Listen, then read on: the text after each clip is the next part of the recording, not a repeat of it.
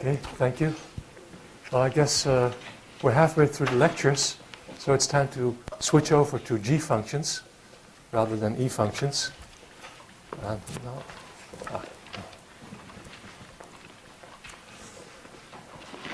Okay, so I'll confront you with the definition of a G function.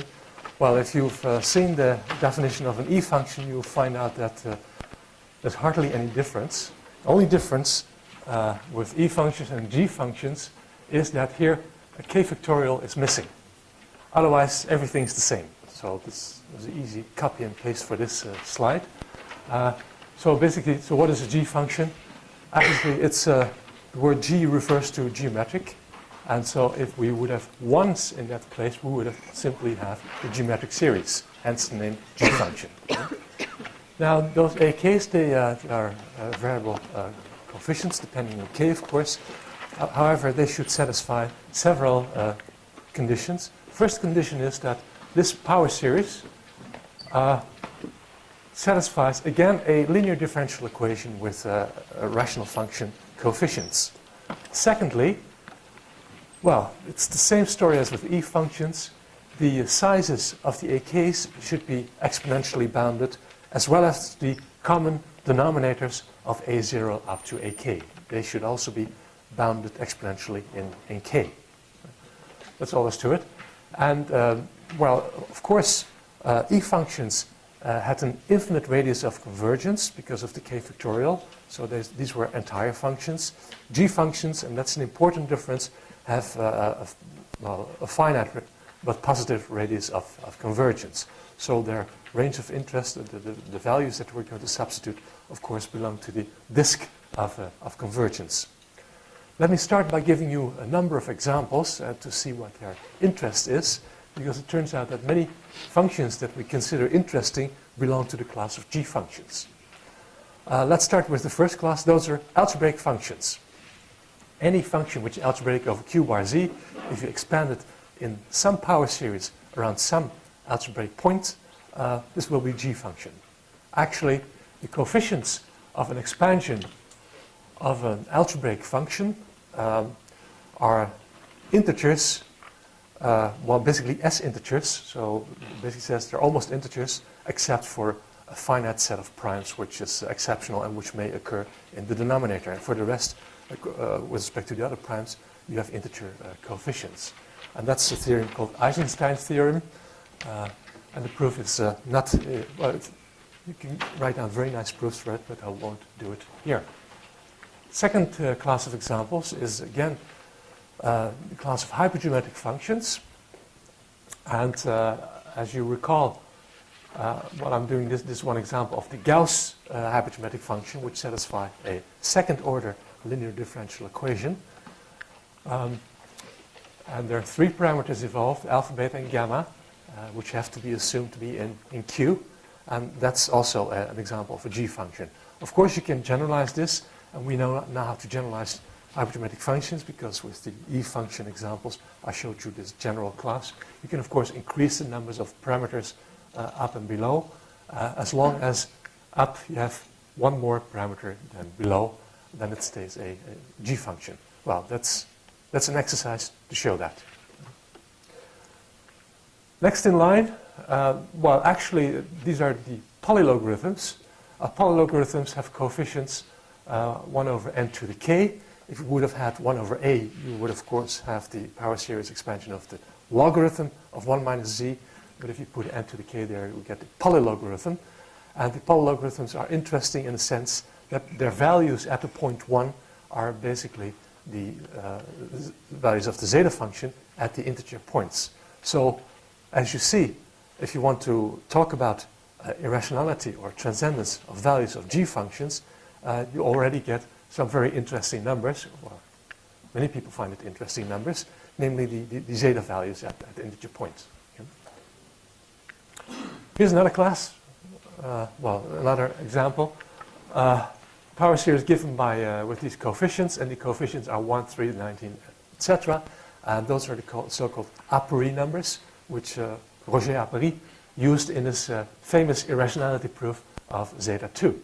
And numbers, well, explicitly, It can be given by an explicit formula of this form, and moreover, these coefficients satisfy a recurrence relation of this type. And this all occurs in the irrationality proof of zeta 2. And well, you may wonder, does this satisfy a linear differential equation? Yes, it does, because if you have a power series expansion like that, and the coefficients satisfy a recurrence relation, then this generating series will satisfy a linear differential equation. And you can see precisely what the order of the differential equation is, namely, that's the degree of the coefficients in terms of m.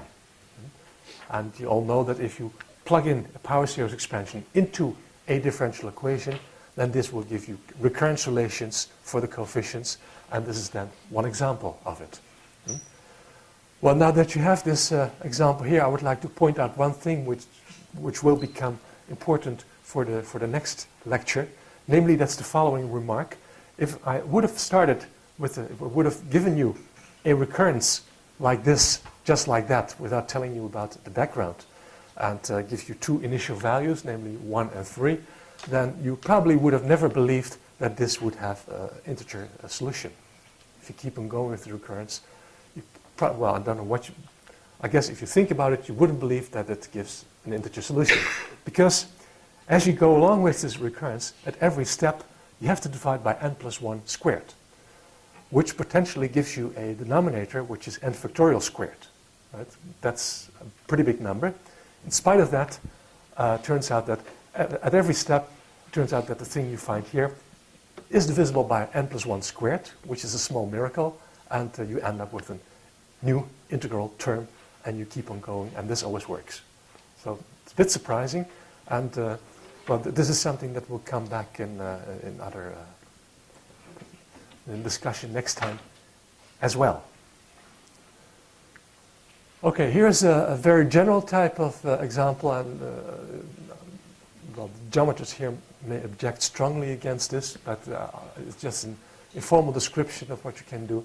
So if we take a family of algebraic varieties parameterized by a value z, so basically you have a variety with a projection to P1, that's the geometrical situation. And then you take a relative differential R form, omega, which contains also this parameter z in its coefficients. And you take a continuous family of cycles on these fibers of this family, and you integrate along this continuous family of cycles. Well, this will give you a function which depends, of course, on z. Now, it's a classical result. It's a result. Nick Katz wrote a paper about this 20 or 30 years ago and explained to us that such functions, well, these they satisfy a linear differential equation, which are known under the name either Picard-Fuchs equations or Gauss-Manin connections. There's also the word that comes up in this connection. So they do give you linear differential equations, and it turns out that these periods, as they're called, these are C linear combinations of G functions again. So let me give you one example. I think Paula yesterday discussed a similar example of this type, also with fifths. It's this hypergeometric function, and for hypergeometric functions you have certain integral expressions which are called Euler integrals. Now here you see such an Euler integral. There is a beta function which was discussed this morning by Michel Altschmidt, which is there to normalize it so that the constant term of this expansion here becomes 1, so this hypergeometric series. Now this Euler integral here can be interpreted as a period. So at the point 0 you have a ramification 1/5, at 1 you have a ramification 1/5, so you can change this integration path into a closed contour, which you deform a little bit, and then it really becomes the so-called Pochhammer contour over which you can integrate and really change this into an actual period. Well, I think the thing you see here can be interpreted as a differential form on this particular algebraic curve, which is, well, I don't know what the genus is, but you can compute it. So it's an example of what I described here in general. Right? And Well, some people think that this is the only way in which you can get G functions. So that's a conjecture, and I'll say more about this tomorrow. Okay. How about transcendence theory for G functions? It turns out that irrationality and transcendence are, well, not near. I was going to say not nearly, but they're very bad, actually. The only irrationality results you can get for G functions are of similar badness. So I just picked an example here to show you just how bad it is. So what I did here was, well, this you probably recognize. You have a vector, a solution vector of a system, first-order system of differential equations. I called the coefficient matrix very appropriately G. That's what I do throughout this lecture. And we suppose that the FIs are G functions. And I will also assume that the coefficients are in Q. It's possible to get similar results for Q bar, but let's stick to Q for the moment. And the system should also satisfy a condition which we call the Galoshkin condition. I'll say more about this later. So we have extra constraints. But even with extra constraints, the results you get are of the following type, namely the values of f1 up to fn at, for example, a rational point, a divided by b, are Q linear independent if a and b satisfy a certain condition, and the condition is that b should be bigger than, well, the absolute value of a to some power n plus 1. So, for example, if I would take a fraction of the form 1 divided by b, and I would like to know something about linear independence over Q, then I should take b bigger than this constant c. And usually this constant c is pretty large. So it means that you only get results for arguments which are really very close to the origin. And this is something I like to stress. And it's weak. So if you recall the polylogarithms, we would like to have results at the point z is 1. And this approach definitely is not going to give you anything in that direction. Okay. And if you would go over to algebraic arguments and coefficients in Q bar, you get similar results. Then you have to be even closer to the origin in order to get any linear independence results. That's the nature of this work of Galoshkin. I should say also that, yes, so maybe this theorem is due to Galoshkin from 1972. I should say that already Siegel, in his original paper, 1929, defined G functions and also mentioned a number of results of a similar type, but he just took examples like certain elliptic integrals for which he had some irrationality results, but didn't give any description of the way he got it and didn't say much about it. And this stayed like that for, well, some 40 years until some Russians, and one of them is Galoshkin, started working on this and tried to see what sort of result you would get for these G functions. Okay, after Galoshkin, there were several other papers on irrationality of G functions. I think one of the most well-known one is a paper by Bombieri, which is called On G Functions, from I think 1980 or so, where similar results, but on a higher level are discussed. But the flavor of the results is still this.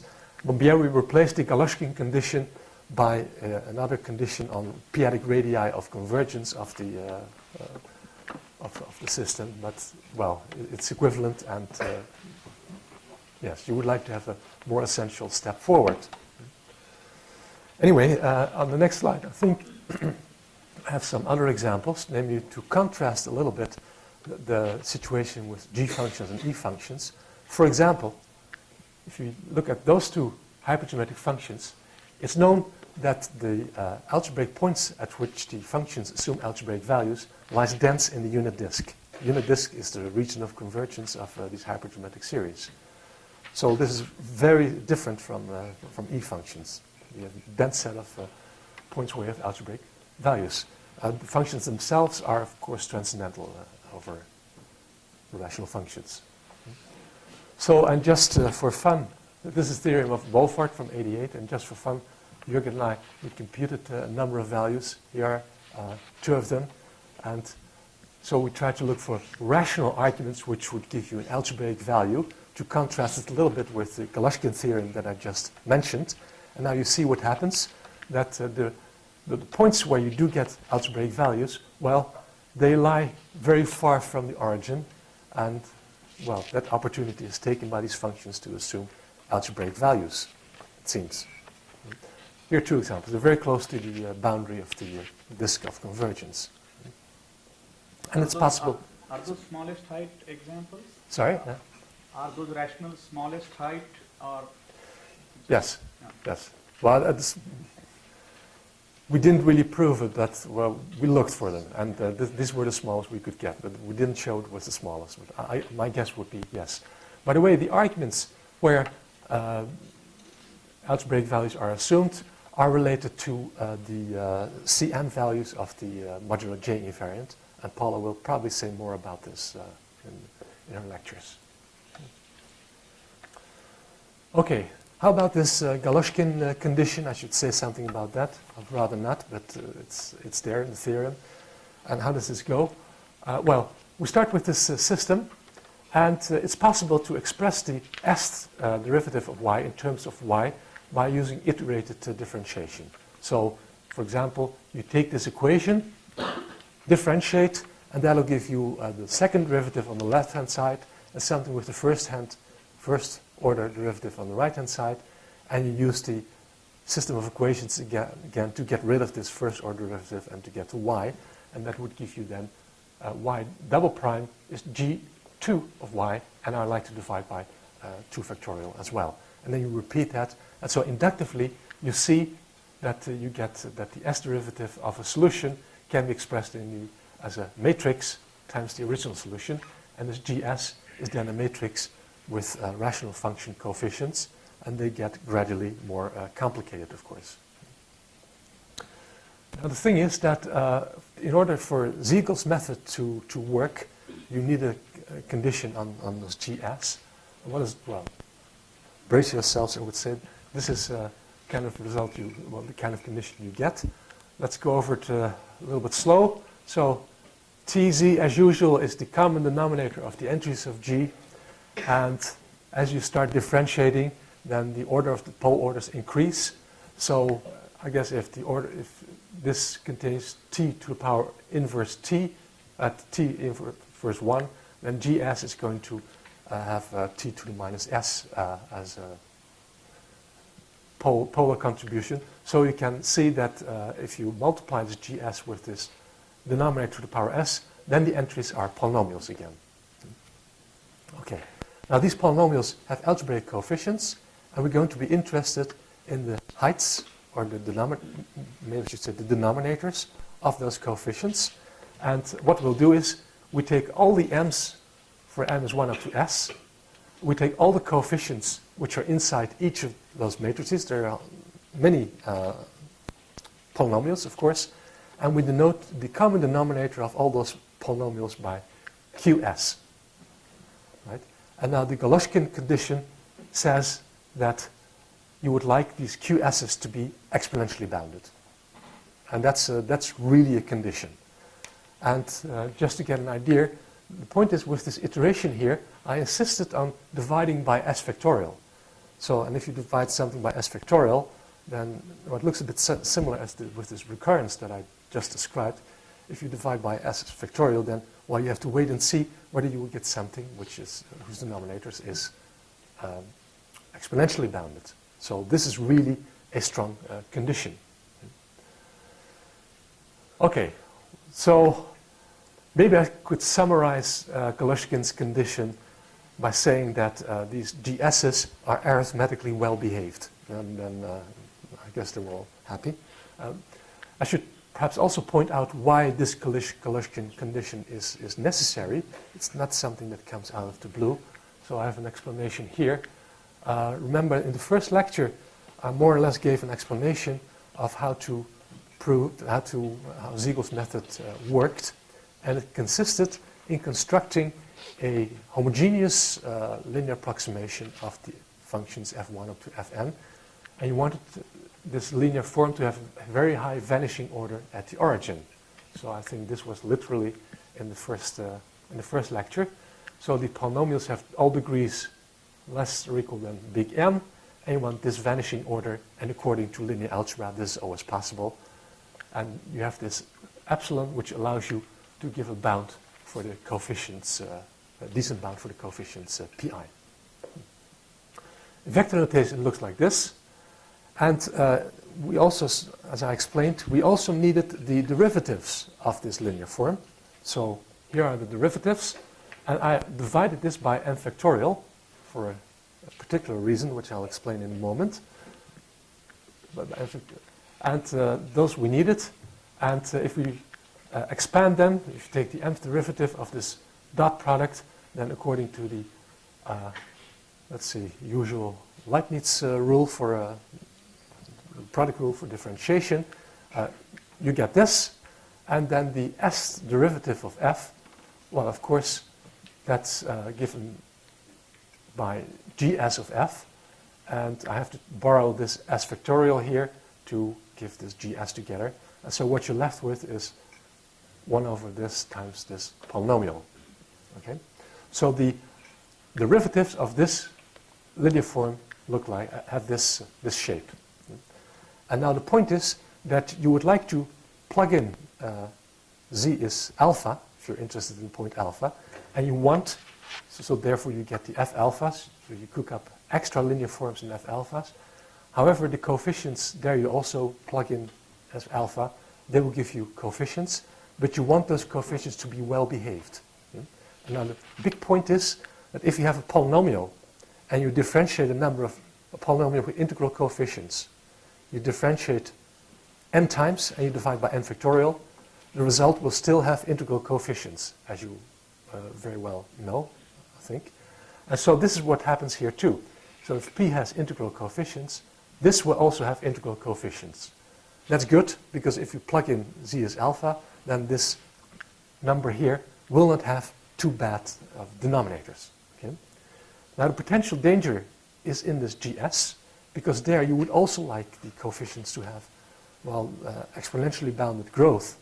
And this is what the Galushkin condition assures you now, that indeed, if we plug in some value here, Galushkin condition tells us that we do indeed get exponential growth here as well. Why do we want this exponential growth? Well, if you recall that with the e functions, we had these n factorials running around. And if you do the estimates, basically these n factorials drown out all other estimates. Everything which is exponential is basically swamped by the factorials. Therefore, you don't have to worry about this. Now that the n factorials are gone, you really have to worry about your about this exponential growth. Well, if m is limited, if it goes only up to n or so, there wouldn't be any problem here. However, if you recall, oh, hang on. I'm missing something. Well, never mind.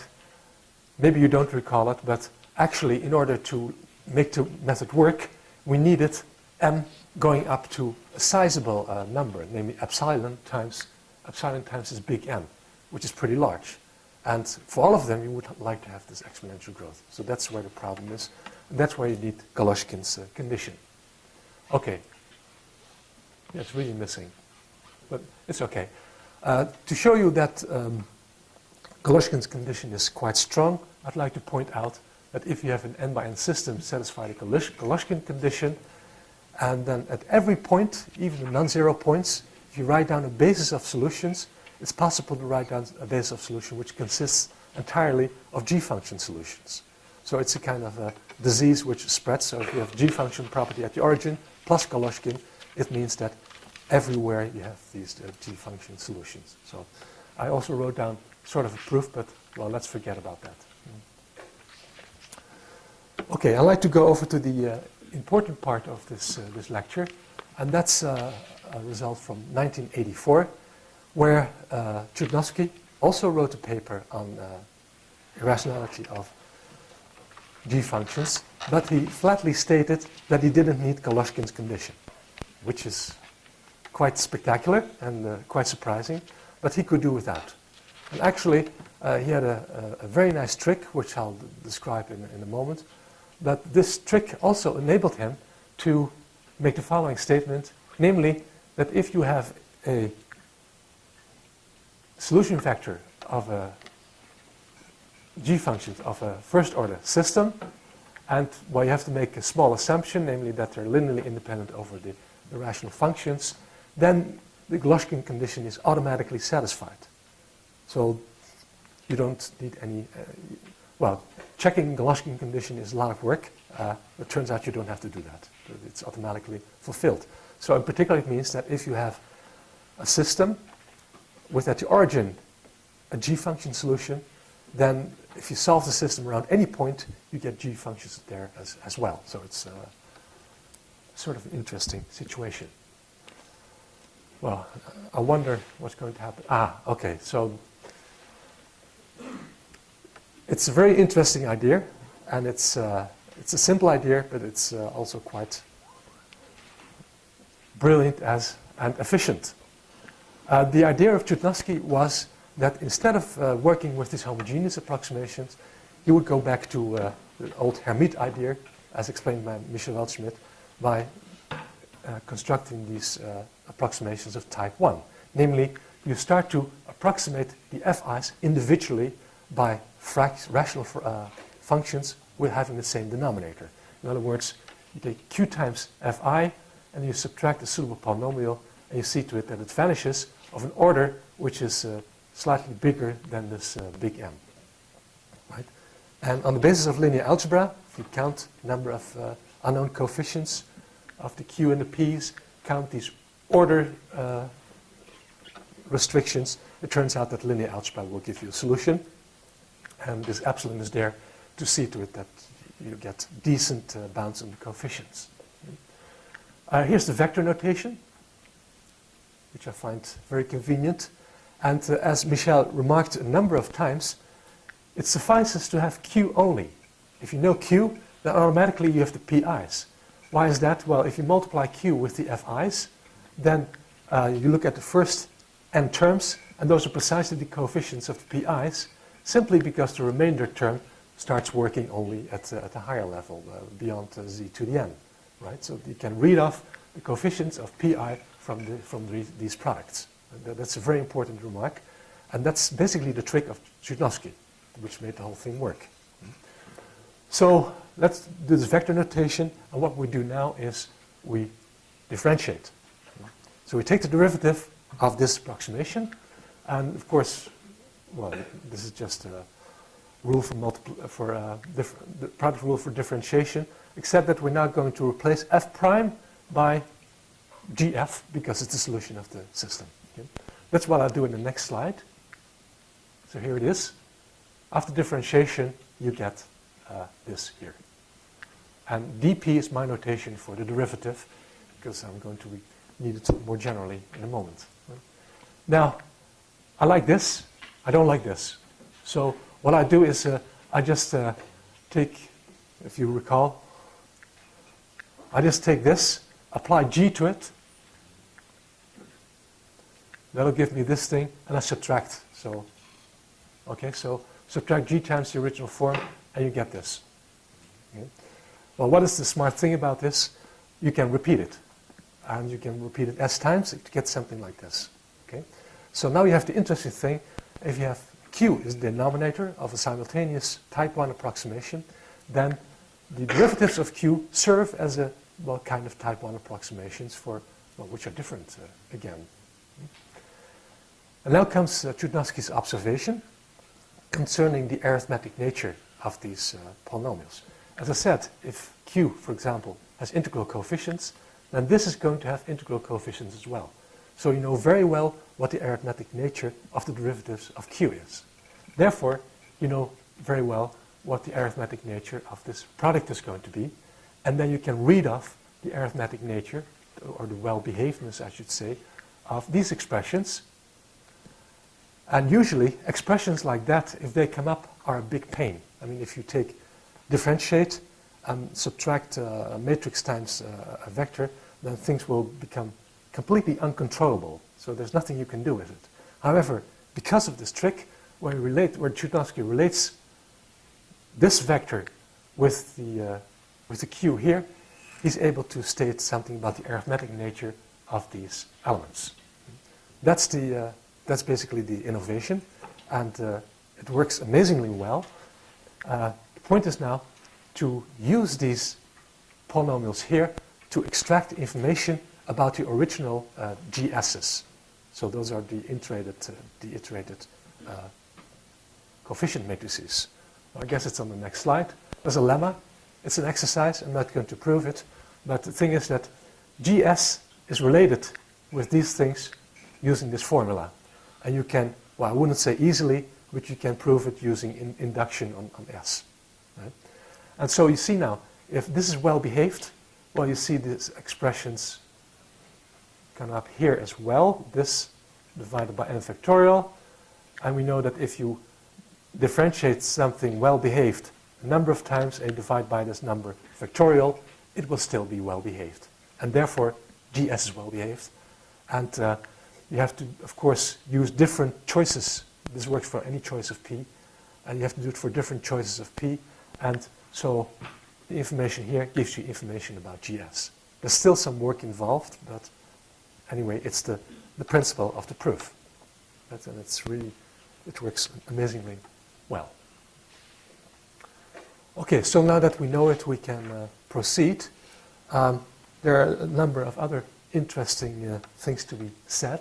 Namely, if you have a differential equation or a system of differential equations which satisfy the Goloskin condition, this has consequences. And I would like to state this in the form of differential equations rather than systems. So what I have to run you through is, well, again, Goloskin's condition. So you can more or less assume you know that, but I'll just formulate it here for differential equations. So what is the Goloskin condition for equations? Well, you just write the equation in the form of a system, and if that satisfies Goloskin condition, then the equation satisfies Goloskin condition. Let me say what it comes down to.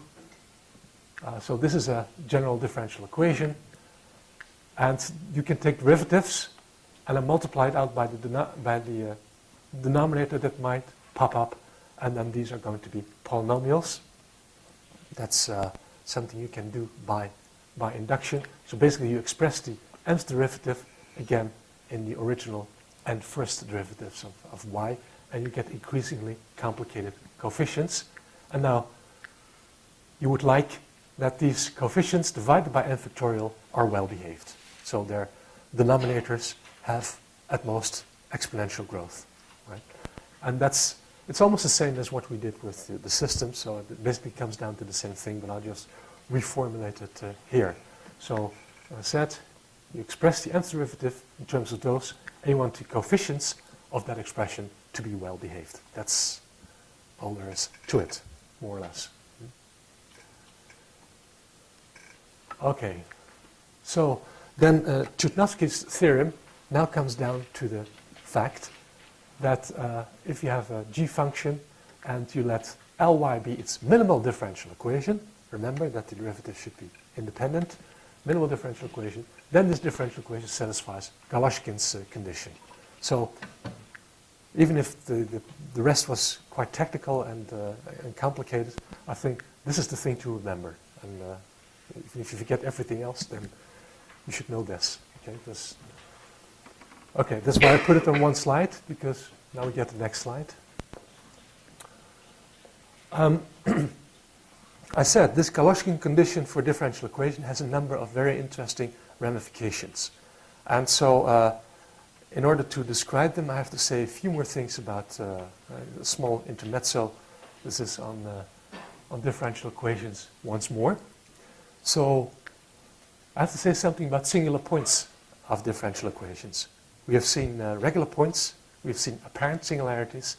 Now I have to say something about regular and irregular singularities.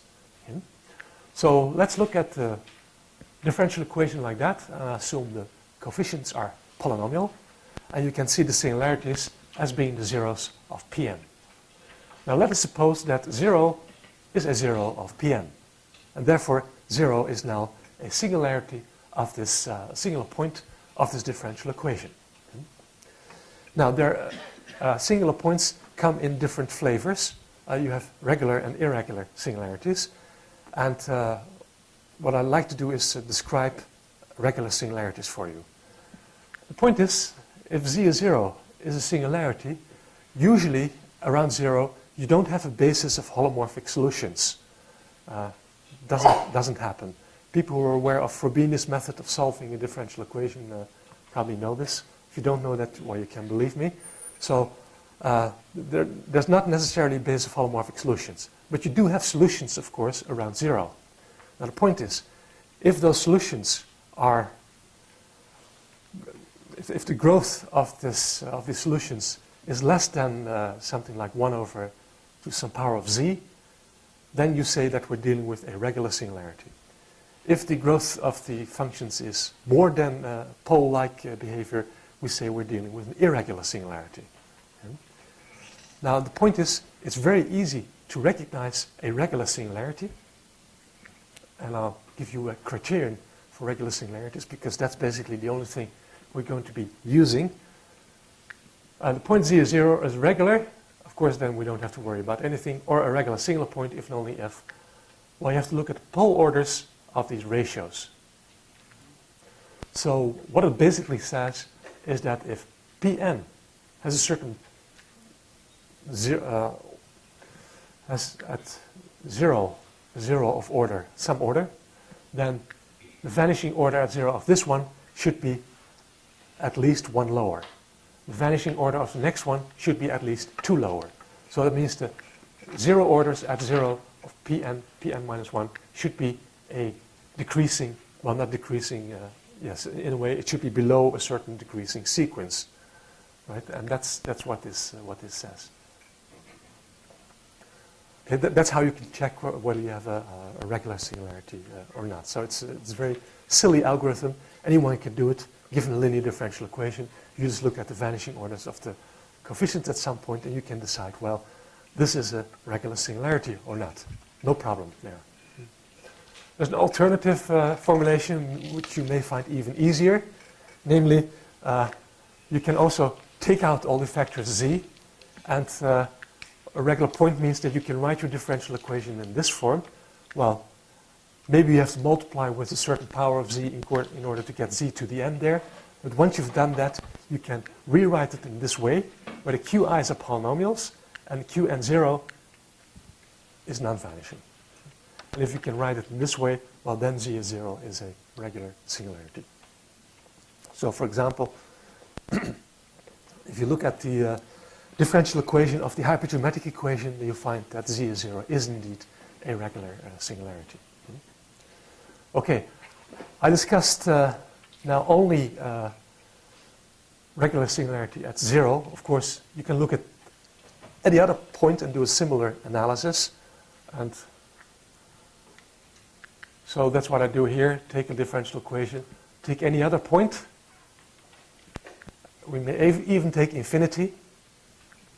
And what you do then, basically, well, that's the formal definition, you invoke a local parameter around this point, which you call t, and then in the equation you replace z by this local parameter. So that means for finite points you replace z by a plus t, and if you are working at infinity you replace z by 1 over t.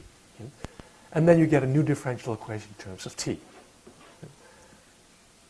Now if t is 0 is a regular singularity of the equation you get, then you say it's a regular singularity, then a is a regular singularity of the original equation. That's, well, I guess anyone can understand that. And just for the record, I will need it in the next lecture, there's also a very easy way of recognizing infinity as a regular singularity. And that's this criterion which you have here. Infinity, regular single point. So there's a, okay, so regular singular point, if and only if the degrees pi satisfy this inequality, which basically means that if Pn has degree m, then this is allowed to have degree at most m minus 1, degree m minus 2, etc. Right? So the degrees form a, well, they're bounded by a decreasing sequence. Okay, so, well, I'll recall that when we need it once more. Okay, now a differential equation is called a Fuchsian differential equation. If every point C includes in P1 basically is regular or a regular singularity, I should say. So yes, that's what I said. Okay, that's the definition of a Fuchsian linear differential equation. Okay, just by way of example, y prime is y, which has a solution e to the z. It looks like a very nice equation, but it's not Fuchsian. And the reason is that t is 0 is not a regular singularity. You can already see it, because the leading coefficient has degree 0 in z. So that means that the coefficient of y should have negative degree. In other words, it should be 0. So it's impossible. You can also see it if you replace z by 1 over t, you get this differential equation, and then you have pole order 2 here, and on the basis of the criterion for regular singularity at 0, we should have had a t somewhere there, but it doesn't exist. So, okay. There is a theorem. If you have a differential equation which satisfies Galoshkin's condition, then the differential equation turns out to be Fuchsian. So, which is pretty strong. And, well, there's a few words that a few key words that you may or may not recognize. So, Galoshkin condition sees to it that this differential equation is globally nilpotent. Globally nilpotent means that if you take the pth power of the derivative, then this is a nilpotent operator. And I can describe differently. There is a power such that this is basically, well, has L as a factor if you consider the differential equation modulo P. If this happens for almost all primes P, then you speak of a globally nilpotent equation. Well, it's just for people who know about this. And Miketz has showed that if you have a globally nilpotent equation, then this should be Fuchsian, and moreover, the regular, or the local exponents should all be rational numbers.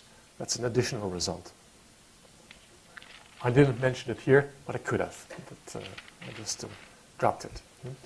So that's, well, a nice theorem, and what I like to do is show you that it's really not that hard. It sounds all very complicated and high-tech, but actually the simple-minded theorem that you have here can also be proven in a quite direct way, and this is what I did in the notes. And what I do here is just sketch a little bit how this goes by way of a second-order differential equation. So if we assume that this is a second-order differential equation which satisfies Galoshkin conditions, then I'll show that z is 0 is going to be a regular singularity. In other words, A1 and A0 don't have poles at z is 0. That's what we're going to show. Right? So we want to see that these have no poles at z is 0. Okay, what do? Well, we assume that they have poles and get a contradiction. Okay, just to make my life simple, I will assume that they both have a first-order pole in z is 0. Okay, so if you have a differential equation like that, by repeated differentiation, by iteration, you can get the nth derivative, and I like to multiply it with z to the m, and well, you get new coefficients, of course, which are given like this. And since this is an iterative procedure, you can give an iteration for these coefficients. I calculated them for you. Here they are. And, well, they're just formulas. And question is what to do with it. Well, the thing is that if this has a pole and z is 0, then these are probably going to have poles as well. So let's see what the order is going to be. And if you look at this recurrence, well, you express this one in terms of the lower ones. For example, if you look at this term will not increase the pole order, which is good because it means we can ignore it. You know? This one is not going to increase the pole order, so we can ignore that as well. This one is going to increase the pole order because this is a certain pole order and it's multiplied by something having a first order pole. Well, so we keep this, right? And this has pole order is not changed, so we just throw it out. Well, after this, we don't know what the pole order is, but hopefully it's less than or equal to the pole order of this. And you can check that by looking recursively at that one. And it turns out that this one has indeed the pole order which is smaller than this, so we can just forget about it. And so the only term which is going to contribute to the highest order pole term in this one is simply this one. Okay, so let's do the recursion. So this is a reminder of what was on the previous slide. And now the thing is that the pole order of this one increases every time, and the coefficient gets multiplied by the residue of A1. So suppose that the residue of A1 at Z0 is A, then AM minus 1 looks like this. And now we're going to get really into trouble, because what does it mean if you have a rational function whose Laurent expansion around Z is 0 looks like this? Well, it simply means that the numerator, the constant term of the numerator of this function is simply a to the m minus 1 times something which you get by multiplying the denominator. So it's something which increases exponentially with m.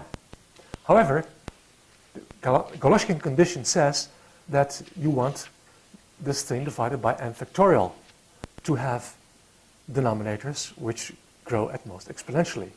But if you divide by n something exponentially growing by something factorial, denominators will certainly begin to grow factorially.